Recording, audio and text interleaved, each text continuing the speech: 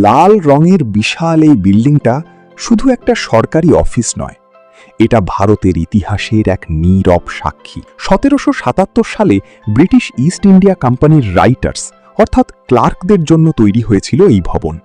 সেখান থেকেই নাম হয় রাইটার্স বিল্ডিং। কিন্তু এই জায়গাটা সবচেয়ে বেশি বিখ্যাত হয় 1930 সালের এক ঘটনায়। 3 জন তরুণ বিপ্লবী, বিনয় বাসু, বাদল গুপ্ত এবং দীনেশ গুপ্ত, এখানে ঢুকে ব্রিটিশ অফিসার এনএস সিম্পসনকে গুলি করেন। সেই ঘটনার পর থেকেই এই জায়গা স্বাধীনতা আন্দোলনের প্রতীক হয়ে ওঠে। তবে রহস্যও কম নেই।